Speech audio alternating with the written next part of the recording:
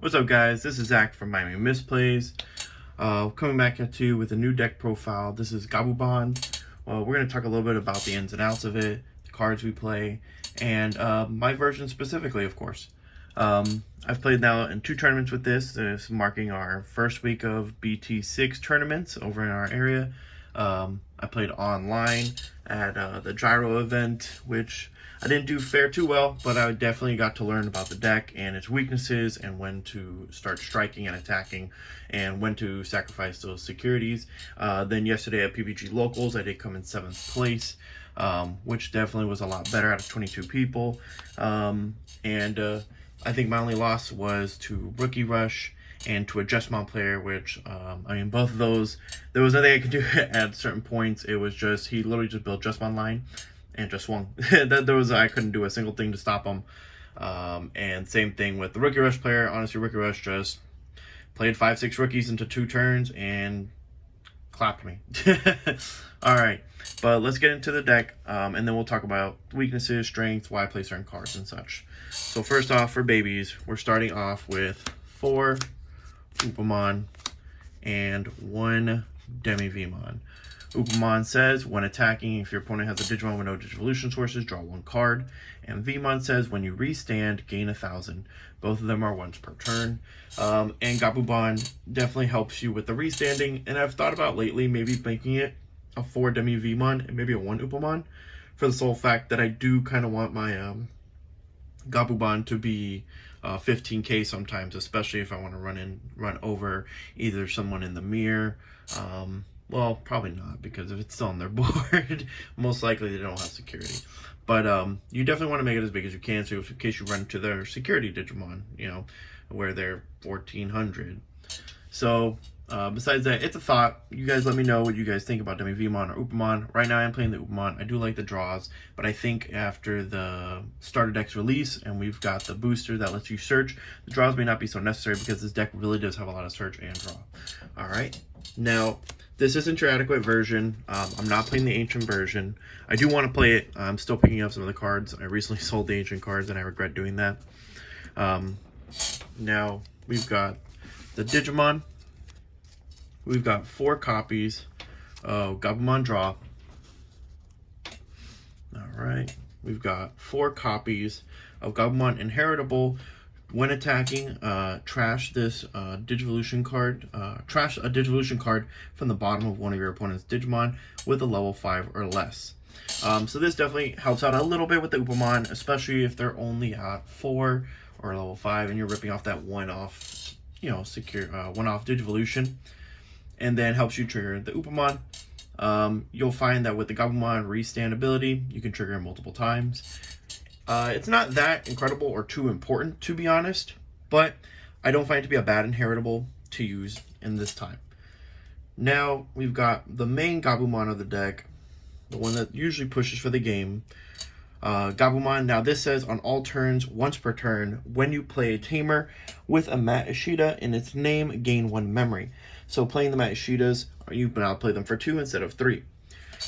Besides that, its inheritable is once per turn. If this Digimon is GabuBond, you may unsuspend it. Thanks to the main effect, we can get around the timing of both effects of GabuBond and itself triggering, allowing you to restand 2 separate times, and giving you 3 attacks with that GabuBond, meaning 3 bottom decks and such.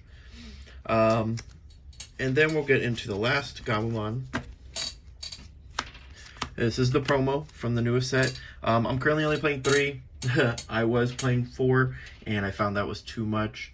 The 4 just felt like I was bearing too many cards I wanted to see, especially GabuBond. This definitely turned me away, and one of the things I learned in my match, my very first round into that Gyro tournament was against a Rookie Rush deck, where I almost had it, but sadly, in the very beginning of the game, turn 1, I on-played this Gabu, and the first 5, 3 of them were GabuBonds, 1 was a Mat Ishida, and then the 5th one was like, I think probably a Gorillamon. So, after bearing the 3 GabuBonds, and then my opponent revealing he was playing Rookie Rush, I kind of knew what time it was. But playing at 3 isn't bad. Definitely mid or late game, once you have at least 1 Gabumon in hand, and maybe you haven't seen a Mat, you might want to start firing these off. It really just depends on how you feel, and maybe the numbers in your deck that you're playing. But currently for mine, I'm only playing 3. I just didn't feel comfortable playing a 4th one anymore after that happened to me, and not shooting them off too early. Now I've got, for the level 4s, I've got 4 copies of Gabumon, just one Digivolution, and 6k attack. It's honestly there because 6k, so blockers, even though Black Royal Knights has become more of an issue with those higher DK or DP blockers, everybody else though is usually still playing their 6 cost, and at least they have to crash into it to stop it. Some people I saw were playing the Octomon because it's 7k and it's 2 Digivolution. It's not that I wouldn't mind playing the 2 Digivolution, but sometimes playing the 1 is just nice. And in my deck, I do actually build beyond level 4. And so that's another reason to keep it cheap for the full buildup, because I've learned playing this deck and, maybe slowly taking your time, and while you're edging out your damage, maybe pressuring your opponent to be more, on the backside, you can build up memory between the Mats and the Davises and possible memory boosters and Hammer Sparks. There's so much memory gain that I've actually been able to burst off from promoting a Gabumon and building into a level 6 or even a level 7 immediately from that Gabumon. And I'm not talking about skipping, I'm talking about an actual build-up. So that's Gabumon for the first set. Now we've got 3 copies of Grizzlymon. That is our 6k blocker. I definitely want the 6k blockers because Jessamon is a thing, popping 5k Digimon. Yes, Rise Greymon can still drop him and then consider it the pop, but if they don't have the Rise, they've got to deal with the Grizzly at least, and Grizzly Kitty at least. Force it. Now I know they have piercing, so it's not a big deal, but let's say I'm just trying to protect my own Digimon because they're trying to run over maybe a GabuBond that I have that lived, and they want to take care of it. So the Grizzly is still there for that, and other matchups in general as well, to protect either my GabuBonds or other Digimon that maybe I plan on swinging with, because sometimes I do have my level 5 sideways, because maybe I swung with a Gorillamon and then I ended my turn on Digivolving one more time to put him at 1 or something. And the last level 4 is 3 copies of Lobomon. Lobomon is definitely a game killer card. This is a card you want to hold in your hand mid-late game. I've definitely found once you have a mat, maybe a mat or 2, or a mat and a Hammer Spark and a Tamer, generally speaking, when you promote your Gabumon, you're going to have enough to go into the bond, which is 3 swings possibly if it's the right Gabumon, or 2 swings, and then going into Lobo in the back for game.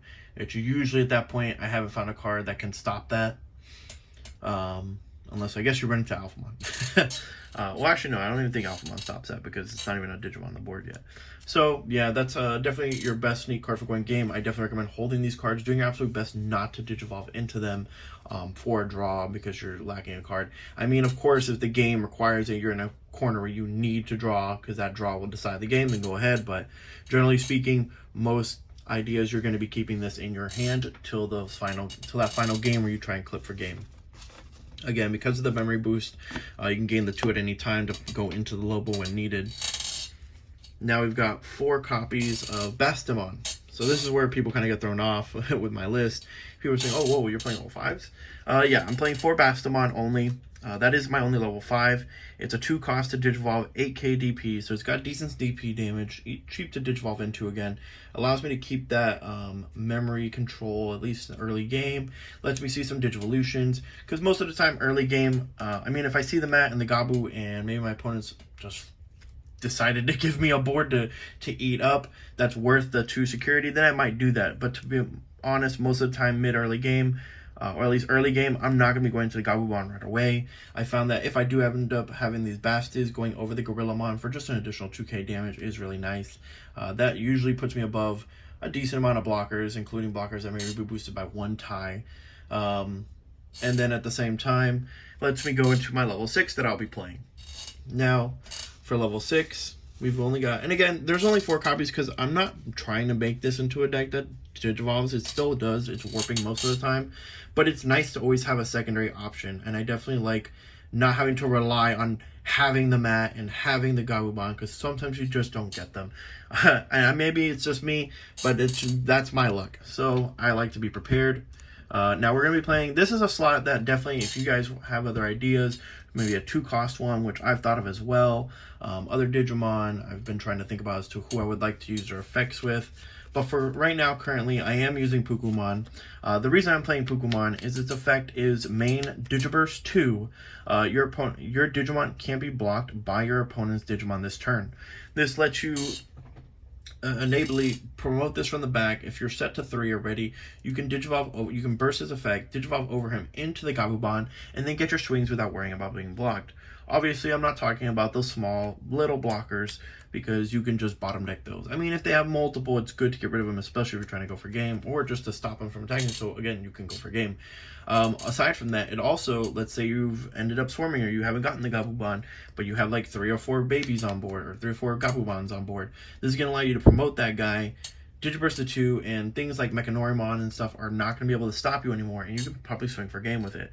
And then again, like I said, you could just Digivolve into GabuBond and take care of it. Mainly, the other reason I thought about it was Craniumon, those turns where the opponent will just go ahead and burst a giant Craniumon to like 20k, and you're just like, alright. GabuBond really doesn't get very big, and that's why I was talking about the Demi-Vmon to give it that plus 1000, but even then, you know, 15k is still not that big to a Craniumon that's set up with either Inheritables, ties, and then, you know, maybe the Galgamon's giving it plus 2000 or 4000, whatever that number is.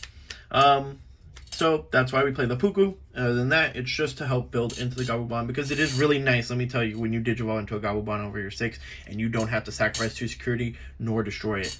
It's really nice. Now we'll get into the main card and the name of the deck, GabuBond. I think we all know what this guy does. When attacking, once per turn, if you have a tamer in play, you may unsuspend this Digimon. And then, when attacking, return one of your opponent's level 5 or lower Digimon to the bottom of its owner's deck and trash all Digivolution cards of that Digimon. So, everybody already knows why it's such an overpowered card. To be able to bottom deck things consistently is amazing. Bottom decking 3 cards, possibly, is great. Your avoidance to this, of course, is to go into your level 6s to make sure that doesn't happen to you. But then at that point, you also have to make sure that on your level 6 can swing and still be bigger than 14 or 15 on my turn, because if it can't be, I'll also just run that over. And the fact that it can go into this at any time with a Gabumon and a mat on the board with 3 memory, or like I said, building up my Puku in the back, possibly, or building up in the front. I'll be honest, with this deck, I end up building a lot more in the front than in the back. I do still take advantage of the Gabu and the mats, depending on how many mats I have in the back, and depending on how many bonds of friendship I have in my hand. Otherwise, I may build in the back, especially early game. First or second turn might go into a line if I have a full line or not, but generally speaking, I probably don't, and I do like to rush, get those early damages in, so that Gabumon can come into the late game and finish it off quickly. But that is the monster lineup for my Gabumon deck. Now we'll go ahead and get into the options. Now the options are kind of light, and I'm still working on the ideas for my options, but I've so far liked these numbers. I'm only playing 2 Hammer Sparks. I've found that with Hammer Spark, yes, it gives you a memory, and honestly, everybody in my locals knows it. I always say, why would you ever play 4 Hammer Spark? It's such a free card. It's a security effect for -2 security, or -2 memory on your opponent's turn, or well, it's gain 2, but you know what I'm saying, and gain 1 memory to just, you know, on your turn when you need it. And it's a 0 cost. I was like, it's a free memory. Why would you not play it? At 4 at least. And finally, it has come the time where I guess I don't need it as much. Between Matt Ishida giving you a memory when you promote and drawing a card, to the new memory boosters that we have right now, and that we're gonna be getting an additional one, I just don't see the necessity of having 4 of these, when I'd rather probably have a Howling booster, which may not give me a memory this turn, but I can advance my plays for the following turn, stun an opponent's Digimon so they don't have to attack me and such. So for now, we're only playing 2 because it is still a good card. It is not a bad card anyway, but I just think other options may be more viable currently, especially for a deck that has to trash its security possibly. I'd rather play the ones that stun a Digimon. But those are my 2 Sparks. Now we've got 2 Howling boosters. This is one I'm kind of going back and forth if I want to play 2 or 3 of. It is a pretty strong card when stopping your opponent. A lot of the times in this meta too, Digimon don't have too many inheritables, if any, during this meta. You've got Jesmon, of course, is his line, but all his Digimon on the sides that he on plays, you know, they're all just Lily Sistermons. Sistermons to just sit there and kind of you know, do their blocking, do their boosting, and they're just in there with no inheritables, as well as other warping decks that may be warped, and then, you know, you can stun them because maybe for whatever reason they have blockers, you can't kill them, and it also helps stun those blockers if you want to go and attack. Aside from that, It has its delay effect, which means you can trash this card. After it was played, it stays on your board, and in the following turn, you can trash this card to gain 2 memory. And also, it's inheritable, when hitting the security, you can put this into the battle area, so that way the following turn, you've got that 2 memory. And we've talked about it already, that 2 memory can definitely be used towards your Lobomons to get those extra swings in. Alright, and then we've got 2 Rattle Stars. Now, again, we've talked about how GabuBond can't take care of level 6s. Rattlestar can only take care of level 6s if they have 2 or more Digimon. Now, Rattlestar specifically says, on the main, you can return one of your opponent's level 5 or lower Digimon to the hand. If your opponent has 3 or more Digimon in play, return one of your opponent's Digimon to the bottom of the owner's deck instead, and then trash all Digivolution cards of that Digimon. So this is, honestly, unless they have 3, so this is probably a good card against Jessamon, of course, because usually they have 3. If they're smart, though, they'll make sure to try and stay at 2, but consistently speaking, they sometimes may have 1, promote the Jessamon, swing, play another sister, and then they have those 3 Digimon, and then the Rattlestar can at least bottom deck the Jessamon if you can't go into the Gabumon the following turn. Aside from that, I'm actually been considering maybe just trying the Cocytus. People have learned to play around the Rattlestar already, and sometimes I just need to get rid of a level 6 without having to run it over or, wait a turn. And if it's a build-up, a Cocytus is definitely a strong card to be able to help you with that. But again, that's a discussion as to which one I'm going to do. Right now, I'm 50-50 on the Rattlestar. Honestly, the Howling Memories, I'm pretty good at where they are. Sparks, I'm pretty good where they are.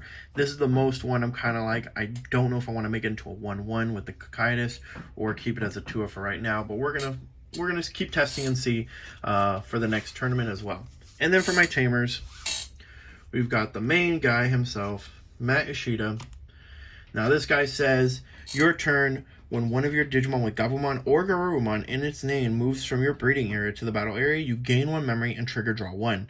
So that's definitely the power card of the deck. Once you have 2 or 3 of these, you just eat, to be honest. To be able to consistently go draw 2, gain 2 every other turn possibly is very wild. And setting up your attacks, it does make you predictable for your opponent to be able to know, okay, they're not going to go off this turn because, they have to flip and build in the back, but the following turn they're going to go off. It gives them an extra turn as well to set up. But sometimes if you have the right setup, it's overpowering with the amount of memory you could possibly have. And Matt Ishida definitely gets you there, and those draws definitely help you get you there as well.